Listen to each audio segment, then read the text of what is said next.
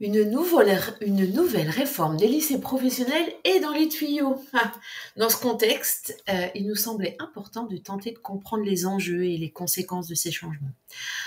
Alors pour cela, nous recevons Laure Minassian, auteure de L'enseignement professionnel entre promotion et relégation, qui nous aide à décrypter les enjeux de cette réforme. Bonjour Laure. Bonjour. Et merci de nous accompagner pendant une petite heure pour aller dans les dédales de cette réforme. Est-ce que vous voulez bien nous dire qui vous êtes? Très bien, je suis sociologue. Je travaille au sein du laboratoire, je fais mes recherches au sein du laboratoire CIRCEF TESCOL à Paris 8. Et par ailleurs, j'ai fait une thèse sur l'enseignement professionnel qui a été publiée dans un ouvrage. Et je travaille aussi dans l'enseignement professionnel puisque je suis directrice d'une école d'ingénieurs. Et les écoles d'ingénieurs font partie aussi de l'enseignement professionnel. Alors, ce n'est pas l'objet de la réforme, mais on pourra en parler justement pour voir un peu les liens ou les non-liens entre l'enseignement supérieur et l'enseignement au niveau du baccalauréat et en dessous du baccalauréat. Voilà. Peut-être qu'il y a des choses qui divisent un petit peu l'enseignement professionnel, on en parlera peut-être plus longuement après. Oui, j'aime bien commencer les entretiens et les entrées dans des sujets un peu complexes par un petit regard sur l'histoire de nos institutions, parce que des fois, elles nous permettent de comprendre là où on en est. Et donc, est-ce qu'on peut commencer par un état des lieux qui nous rappelle comment le lycée pro s'est construit? Alors, peut-être plus comment l'enseignement professionnel s'est construit.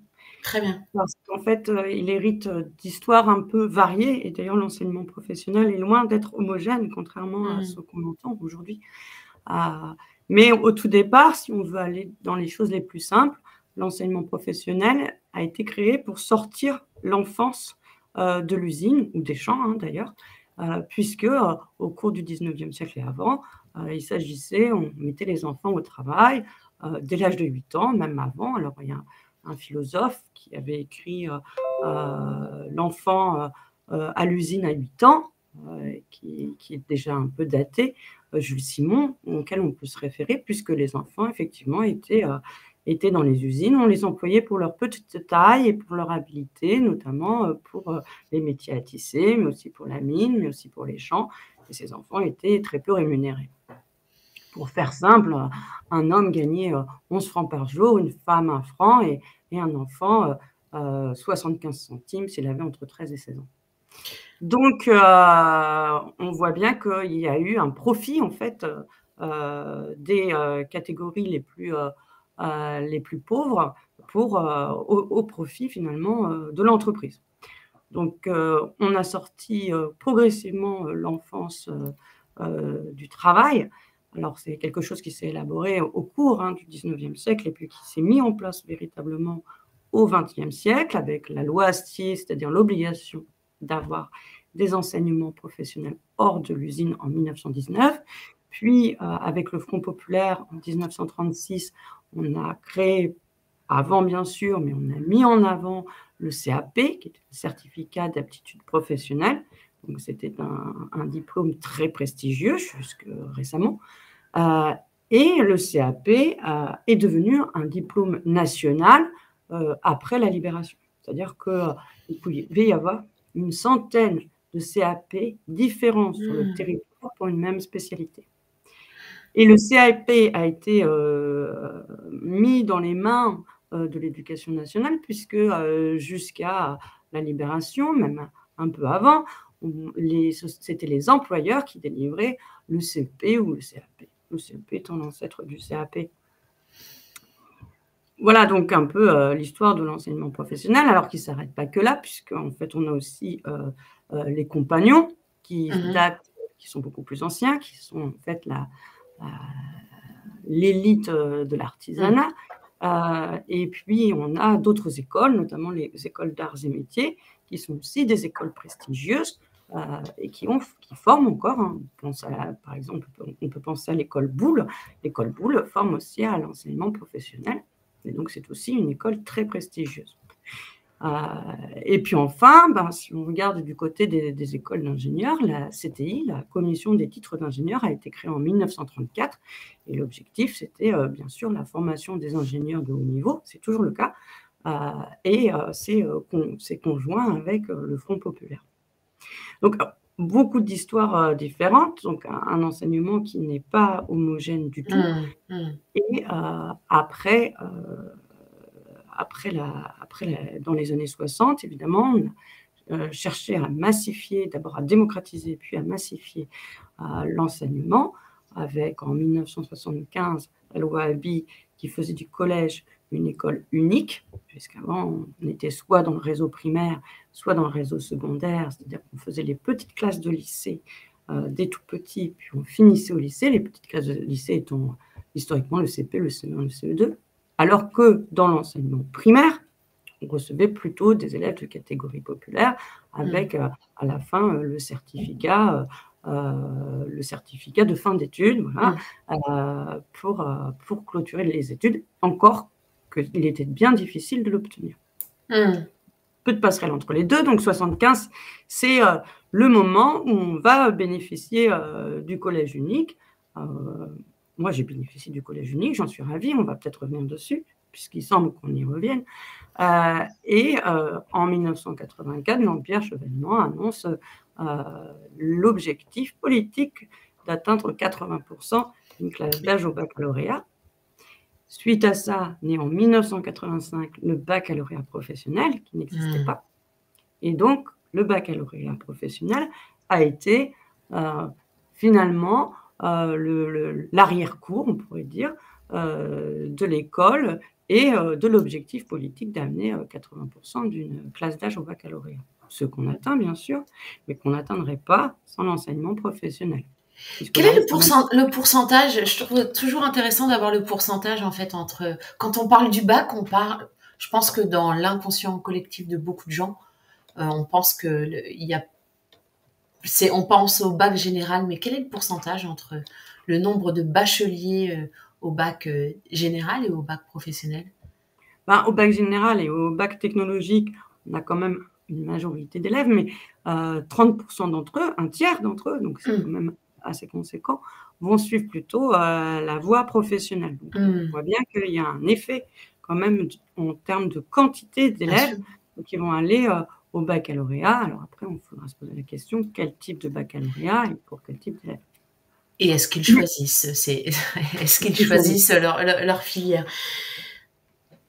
Merci pour ce rappel historique. J'ai bien vraiment le tout début on voulait sortir les enfants des usines, donc j'imagine qu'il y avait une visée à ce moment-là, une visée émancipatrice, c'est-à-dire avoir un enseignement professionnel. C'était parler du professionnel, mais avec une visée éducative. En tout cas, de mon regard naïf, c'est comme ça que je l'interprète. Et je me dis, alors là aussi, très naïvement et peut-être de façon très provocatrice, est-ce que cette réforme qui ne remet pas, enfin là, j'ai l'impression d'un renversement, mais peut-être qu'on abordera ça un peu plus tard. À ce stade de l'histoire de notre institution, est-ce qu'on sait dire, est-ce que vous avez des hypothèses sur le pourquoi une énième réforme de l'enseignement professionnel? Oui, alors je voudrais revenir juste sur l'idée d'émanciper les élèves, parce que c'est quand même important. Et il s'agissait effectivement d'émanciper les élèves, mais par les savoirs professionnels. Oui, tout à fait. Donc ça c'est très important, c'est-à-dire qu'on repartait du monde du travail pour en comprendre finalement quelles étaient, pour réinterroger des procédures, des processus, des normes et réfléchir dessus. Alors, c'est toujours le cas pour une partie de l'enseignement professionnel. Les écoles d'ingénieurs forment toujours de cette manière, c'est-à-dire que les élèves sont attendus à réfléchir sur des contextes, des situations complexes, parce qu'il faut qu'ils soient formés aux enjeux de demain et pas aux métiers de demain. Je précise les choses. Parce que lorsqu'on entend Carole Grandjean, qui est notre ministre déléguée à l'enseignement supérieur, elle souhaite former les élèves du lycée professionnel au métier de demain. Or, dans l'enseignement supérieur, on ne forme pas au métier de demain, qu'on ne connaît pas d'ailleurs. Oui, c'est mais ça. On les forme véritablement à répondre à des situations futures, complexes, qu'on ne connaît pas encore, avec des enjeux qui peuvent être finalement très importants, si on pense à l'IA et à l'éthique, par exemple. Donc, on forme les ingénieurs toujours dans l'optique de se libérer ou de s'émanciper par les savoirs professionnels. C'est d'ailleurs la raison pour laquelle on a beaucoup de sciences humaines et sociales et de philosophie. Il est impossible pour un ingénieur de ne pas avoir un background général pour comprendre une situation dans sa complexité et agir, défendre un point de vue, prendre en compte le point de vue des autres, etc. etc. Cette visée-là, elle semble disparaître effectivement au cours du temps dans la réforme. Alors, quel est l'objectif de la réforme aujourd'hui? On pourrait dire qu'elle vise plusieurs objectifs. D'abord, elle ne naît pas comme ça, un petit peu par hasard. Elle fait suite un peu à tout ce qui s'est passé en 2018. En 2018, on a la fameuse loi pour choisir son avenir professionnel, au 5 septembre 2018, dans laquelle il y a une part belle qui est faite à l'apprentissage. L'État va financer les apprentis. En fait, finalement, la partie, on pourrait dire, charge patronale, charge, une grosse partie des charges salariales sont prises en charge par l'État. Et d'ailleurs, ça va être conduit jusqu'à la fin du quinquennat. Et cette partie apprentissage, dont on nous dit qu'elle a conduit finalement à un succès phénoménal, puisqu'on est passé effectivement de moins de 300 000 ou à peu près 300 000 apprentis avant 2018 à aujourd'hui près de 800 000. Donc, effectivement. Sauf que derrière ces chiffres, on se rend compte aussi qu'elle a surtout profité à l'enseignement supérieur, c'est-à-dire là où finalement on n'avait pas besoin de subventions pour que les étudiants puissent s'insérer. C'était finalement assez facile de s'insérer après une période d'apprentissage ou d'alternance ou de contrat de professionnalisation, alors que pour les lycéens professionnels, l'ardoise n'est pas aussi belle. C'est-à-dire que quand on regarde les travaux de Bruno Coquet, il nous annonce quand même à peu près 200% de plus dans l'enseignement supérieur et à peine 15%. Ah oui, effectivement. Voilà. Alors que c'était cette tranche d'âge qui était visée et sur laquelle on voulait agir. Oui, alors que c'était ça. Donc on voit bien que finalement, cette politique, elle a certainement porté ses fruits en termes de relance économique, puisque c'était l'objet du dernier quinquennat, mais que finalement, ces compétences, elles ont surtout bénéficié aux étudiants les mieux dotés et pas vraiment aux lycéens. Et là, on peut encore parler de notre système qui creuse les inégalités au plus haut point. Du coup, est-ce qu'on peut essayer d'analyser et d'aller un peu plus en profondeur sur cette réforme en parlant des risques, des opportunités s'il y en a, de dresser une analyse finalement de là où ça pourrait nous emmener? Voilà, donc si on repart de cette fameuse loi pour choisir son avenir professionnel, aujourd'hui, en fait, on nous propose 12 mesures dans la nouvelle réforme. On peut en prendre juste quelques-unes. La mesure numéro 1, sur laquelle aujourd'hui on revient en arrière, c'était le doublement du stage. Or, on sait bien qu'en plus, le stage n'est pas la durée du stage n'est pas la même selon le diplôme, puisqu'en fait, la durée du stage, elle est dans l'arrêté de création du diplôme. Donc, doubler le volume du stage, parce que ça veut dire que finalement, certains lycéens seraient davantage en confrontation avec le monde professionnel que d'autres. Ça n'a pas été précisé. Mais n'empêche que cette mesure-là, la mesure numéro 1, sur laquelle le gouvernement a fait marche arrière, elle conditionne en fait un petit peu toutes les autres mesures. Donc on peut se demander pourquoi les autres mesures. La seconde mesure, donc la mesure 2, c'est toujours la gratification des semaines de stage. Or, si on retourne sur la mesure 1, en fait, le fait de doubler le stage, certaines entreprises y étaient tout à fait favorables, surtout qu'en fait, la gratification est prise en charge par l'État. et voire même demander à ce que la durée du stage soit assez longue, c'est-à-dire 8 semaines consécutives, c'est-à-dire 2 mois. Donc autant dire finalement que le stagiaire est une partie de l'activité de l'entreprise, Ouais, une tout à fait. activité RH. Mmh. Donc, étant donné qu'on abandonne cette partie insertion professionnelle, puisqu'on est allé Mmh. sur cette partie-là, on peut se demander si la gratification du stage a toujours un intérêt. J'en prends que quelques-unes, mais sur la mesure 4, on nous dit aussi que finalement, on va, prolonger pour certains lycéens l'enseignement. C'est-à-dire que certains pourront aller faire des études supérieures et d'autres s'arrêter pour s'insérer professionnellement. Mais là encore, ça n'est pas très clair quand on écoute Carole Grandjean. Il s'agirait finalement de certains bassins d'emploi qui nécessiteraient cette prolongation. Du moins, on peut s'interroger quand elle en parle.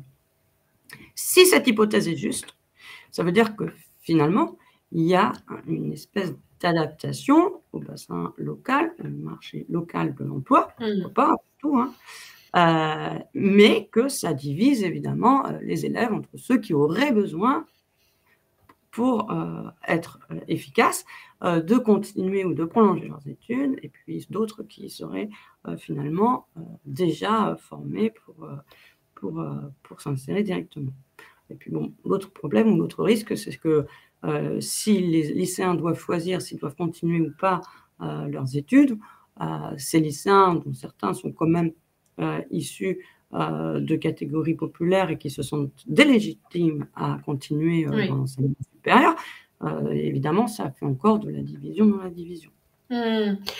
Alors très naïvement, hein, enfin, reprenez-moi si je pense faussement, mais j'ai l'impression que du coup, cette réforme, le lycée professionnel, se met au service de l'économie, Mmh. qu'elle soit locale, enfin territoriale ou nationale, et que on a peu cette visée émancipatrice, réduction des inégalités, accessibilité aux études, qui était le fer de lance et le terreau du lycée professionnel. Est-ce que je me trompe en disant ça? Non, c'est sûr que ça reste, du coup, dans cette configuration-là, si on commence à ajouter de cette manière, indice après indice, on Mmh. se rend bien compte que finalement, le lycée professionnel devient l'arrière-cour ou l'antichambre de l'entreprise et qu'on est finalement sur une théorie du capital humain. Donc Mmh. ça, Mmh. c'est un peu, sujet à controverse. Alors, Mmh mh. par contre, que, le lycée professionnel soit aussi garant d'une insertion de qualité et cetera, personne ne peut dire qu'il est contre. Mmh. C'est juste, les mesures qui sont mises en œuvre et qui rentrent effectivement dans une, perspective économique nationale, on peut comprendre, mais qui en fait ne regardent pas le revers des chiffres. C'est Mmh. sûr, du point de vue des chiffres, cette réforme, elle peut conduire à réduire de façon assez drastique les chiffres du chômage et cetera. Mmh. Quelle est la qualité, derrière des stages? Est-ce que les lycéens peuvent trouver des stages? Qui sont les lycéens, dans le lycée professionnel qui trouvent des stages de qualité? Ça, moi, je l'avais montré quand même dans ma thèse et après dans mon ouvrage. On voyait bien que ceux dont les parents faisaient déjà partie de la branche Mmh. professionnelle avaient le réseau pour trouver des stages de qualité et d'ailleurs, ils ne choisissaient pas n'importe quel stage. Mmh. Au contraire des autres qui finalement, préféraient, faire un stage par opportunité. Donc en fait, c'est un petit peu ce revers de la médaille et d'ailleurs, quand, on lit les propos, de Carole Grandjean, elle pense confier cette mission d'offre de formation, de refonte de formation au SGPI et le SGPI, c'est le secrétariat général, pour l'investissement. Donc c'est Mmh. pas, quelque chose qui est confié, par exemple à la DARES, qui serait, une instance beaucoup plus, beaucoup moins fléchée, sur, ces aspects-là, mais au SGPI, c'est-à-dire quels sont les besoins demain, Mmh. dans l'emploi pour faire fonctionner l'économie du pays. Et donc là, on arrive sur le deuxième quinquennat, qui est plutôt l'équilibre financier. En tout cas, c'est un peu comme ça que je lis. Le premier quinquennat, c'était la relance économique. La deuxième, la volonté de l'équilibre financier. Et on voit bien d'ailleurs qu'il y a une certaine cohérence dans toutes ces politiques. Est-ce qu'il y a des opportunités à saisir dans cette réforme? Je pense qu'il y a beaucoup d'opportunités pour les entreprises. Oui, très clairement. Mais restons sur cette visée émancipatrice quand même, et cette réduction des inégalités dont on parle en filigrane depuis le départ. On peut répondre non à cette question, hein, mais voilà.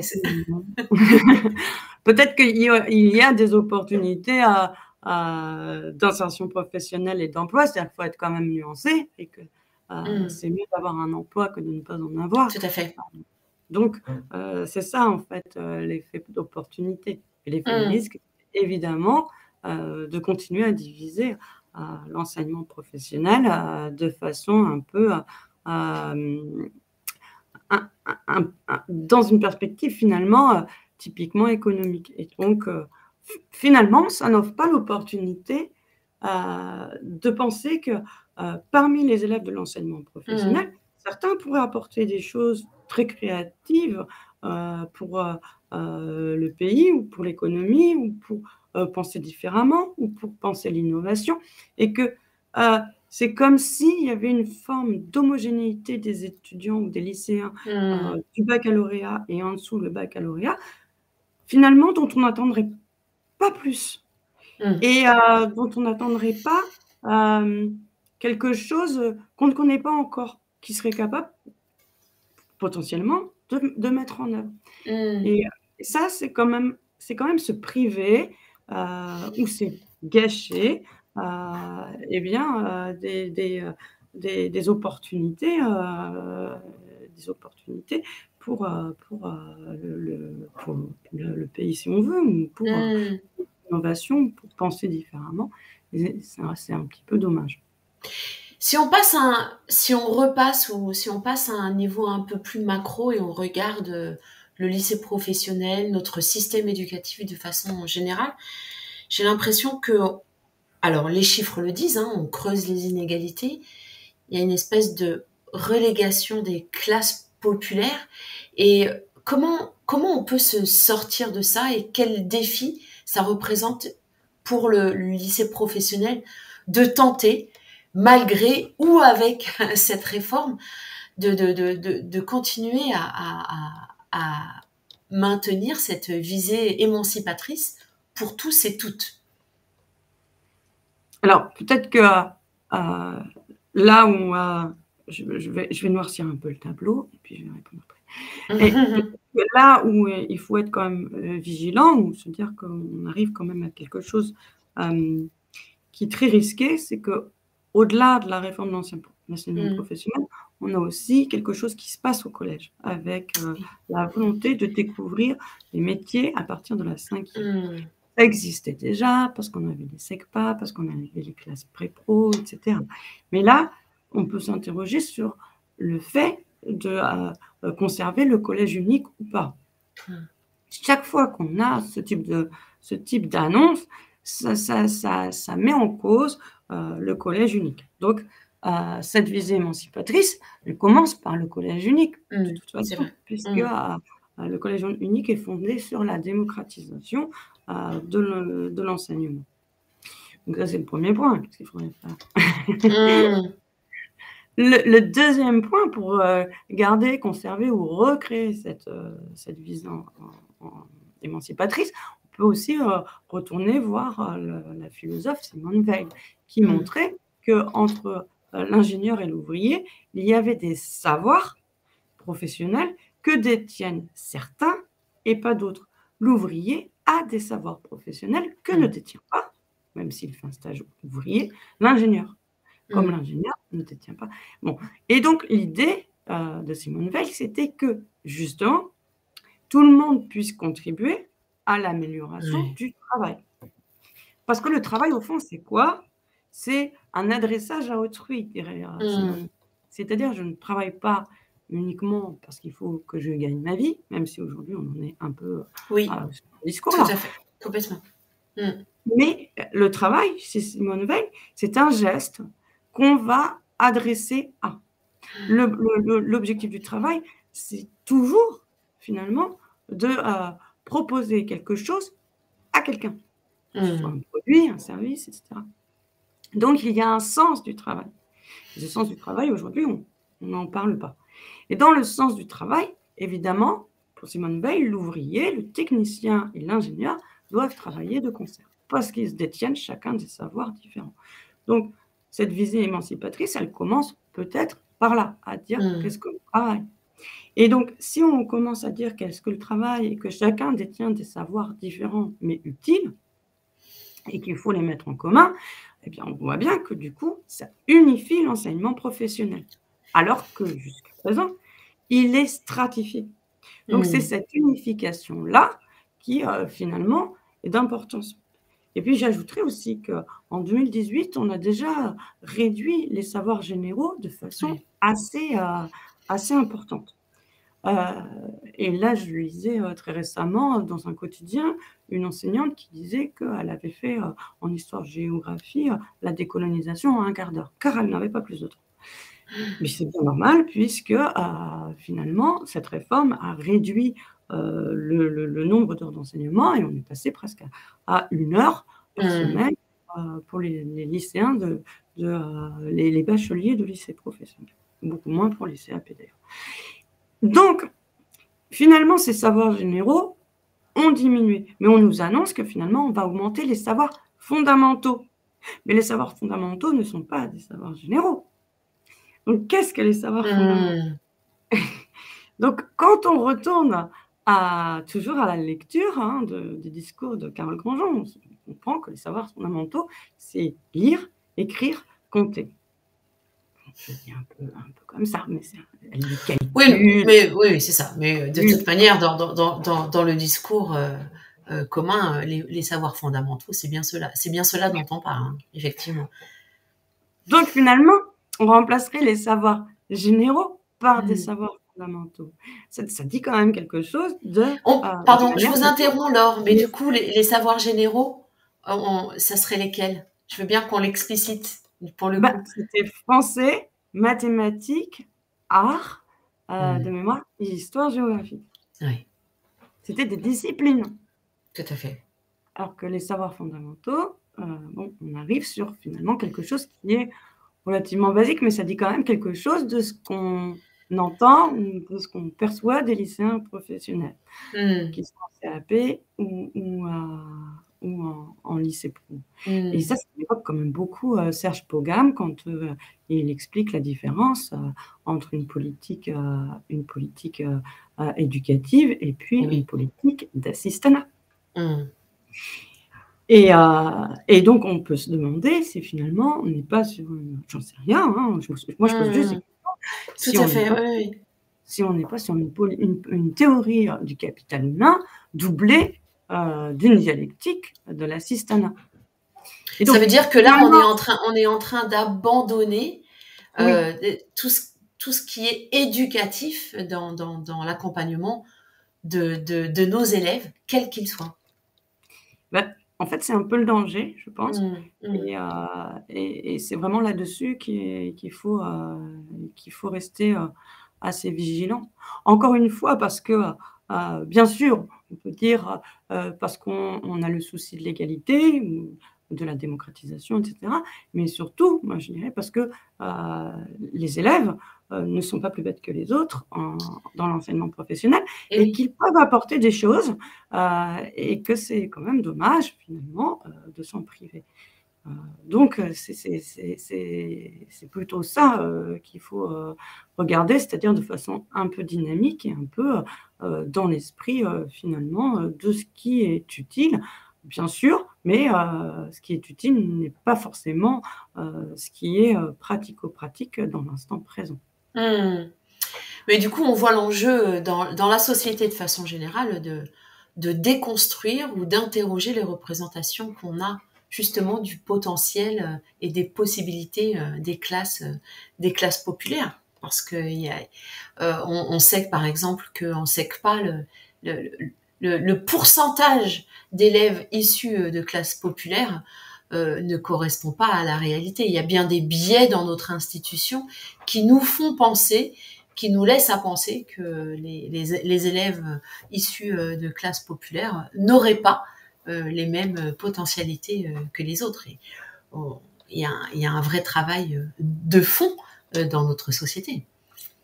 Oui, oui, il y a un vrai travail, mais je pense que ça, Bernard Lahire en parlerait très, très bien. Tout à fait.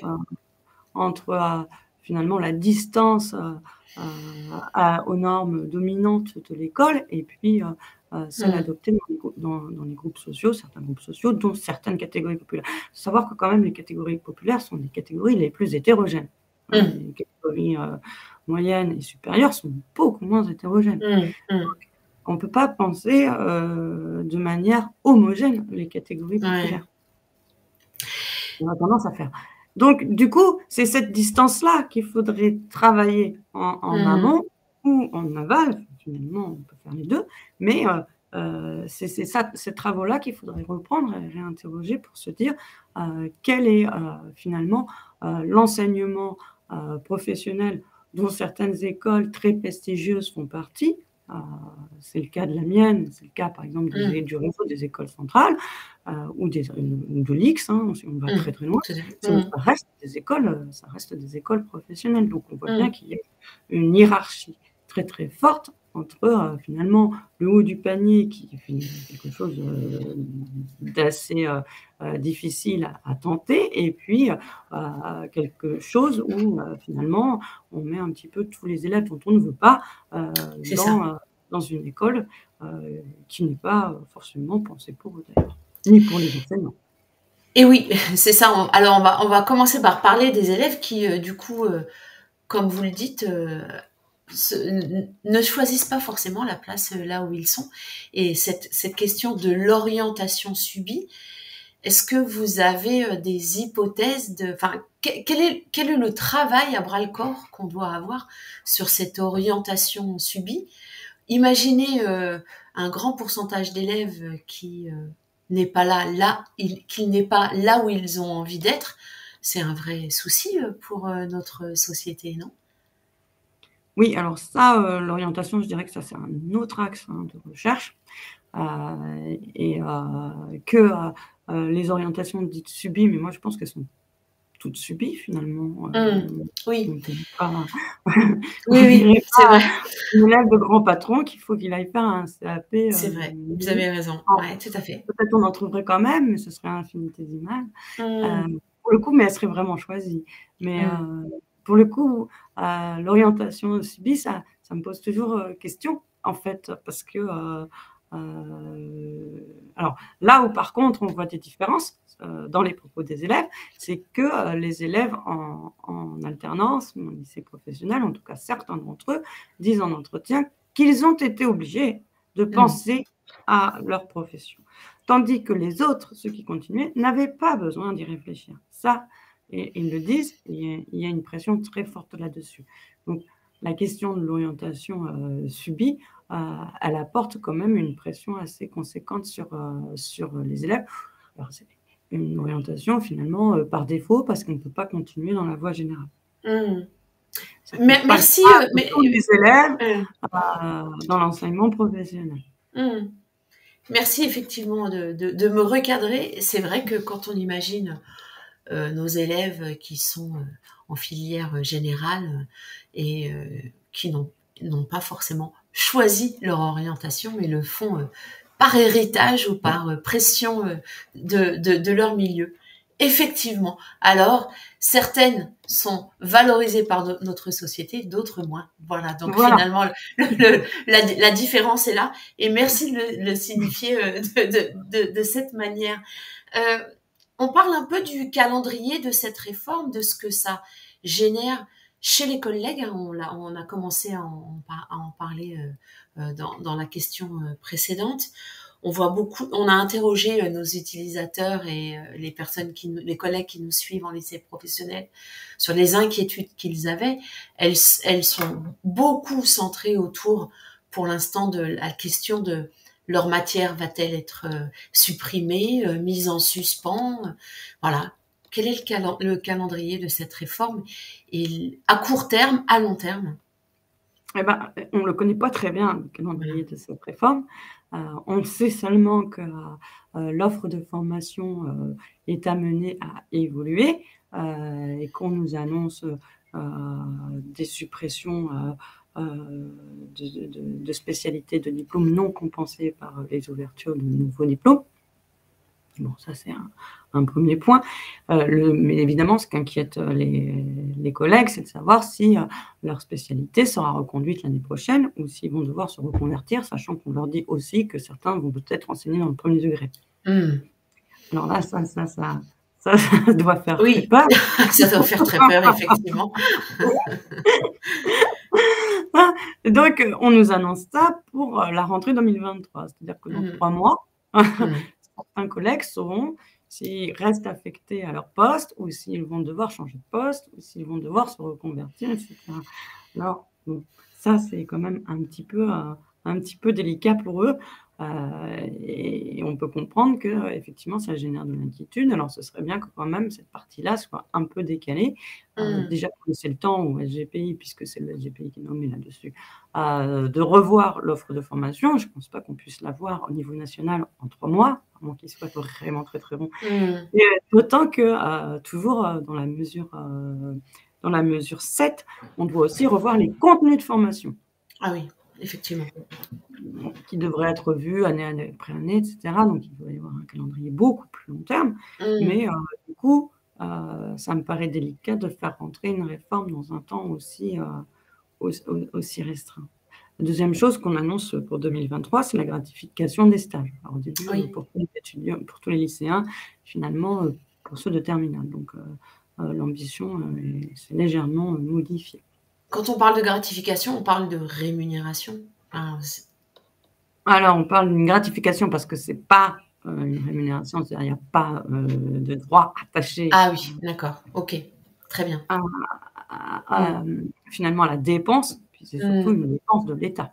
D'accord.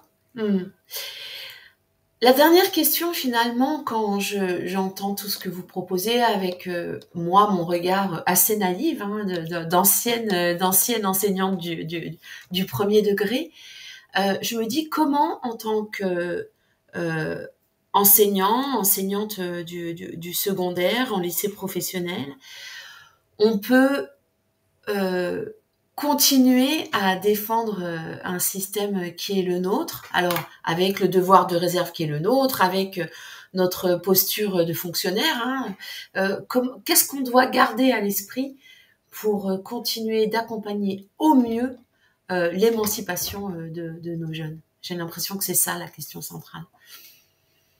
Je pense qu'en tant qu'enseignant, bien sûr que c'est difficile parce que à chaque gouvernement est remis en cause le lycée professionnel. Parce que chaque gouvernement veut montrer à quel point il veut valoriser, ou des fois on nous dit revaloriser. Bon, alors valoriser, ça veut dire qu'il ne l'est pas. Revaloriser, ça veut dire que c'est un peu plus grave. C'est-à-dire il va falloir refaire le travail.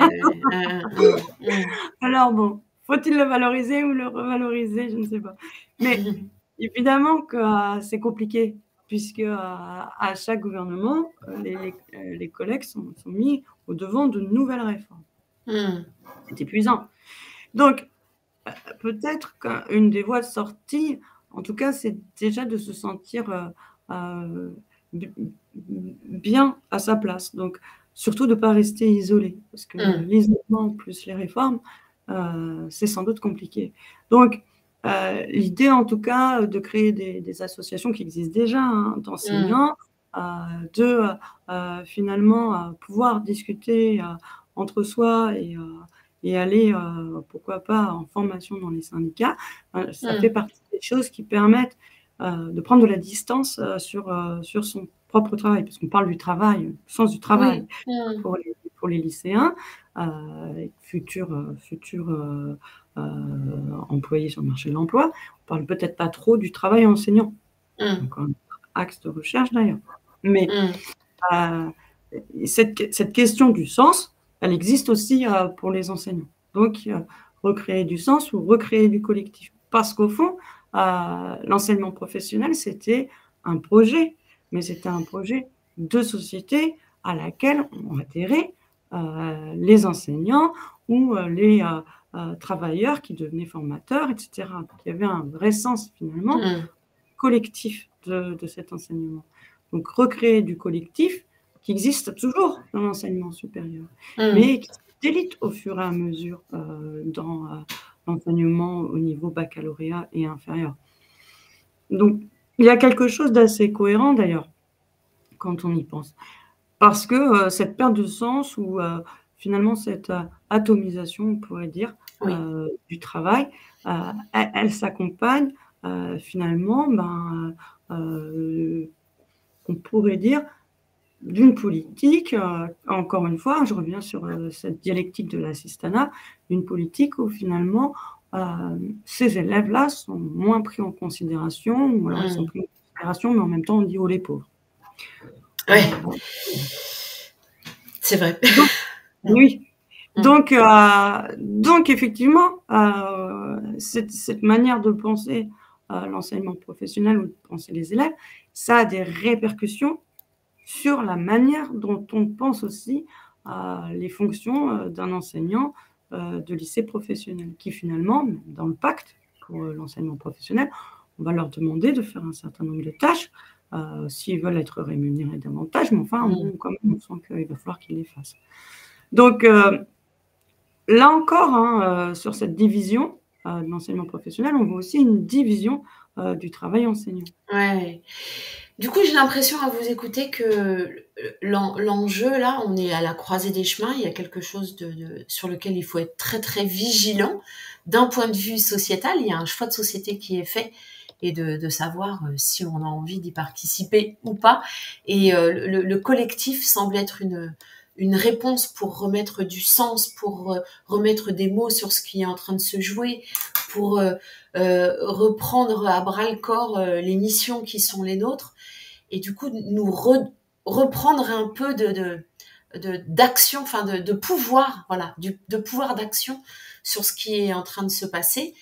Il y a des lignes qu'on pourra peut-être ne pas pouvoir changer dans un premier temps, mais en tout cas, mettre des mots, échanger entre collègues pourrait permettre de pouvoir un peu redresser la tête et se sentir légitime là où on est. En tout cas, j'entends ça dans vos propositions et dans ce que j'ai compris de ce qui se jouait.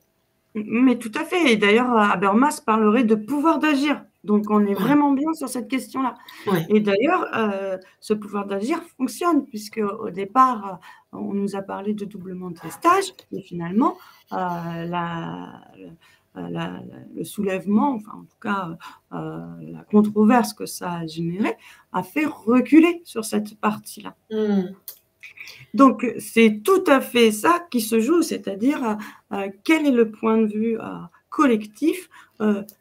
On revient à Simone Veil, encore une fois, des travailleurs, pour le coup des enseignants, sur le sens du travail et sur le sens de ce qu'ils adressent à autrui. Je tombe encore sur cette même question. Je pense que la question du travail devrait être interrogée. On n'interroge pas ce que c'est le travail. On interroge que c'est l'insertion, on interroge que c'est le chômage, on interroge que c'est les besoins économiques, mais pas le travail. Eh bien, de bien belles questions, je trouve, à mettre au centre d'échanges entre collègues pour retrouver un pouvoir d'agir et bien continuer à agir pour notre belle institution, même si on a perdu un certain sens du début, même si des réformes nous font nous éloigner de tout ça. Gardons notre pouvoir d'agir, la parole elle est importante, le partage est important, revenir aux sens initiaux des mots, parler travail, qu'est-ce que c'est, qu'est-ce que ça fait sur le bien commun, la place des uns et des autres, de toutes et de tous.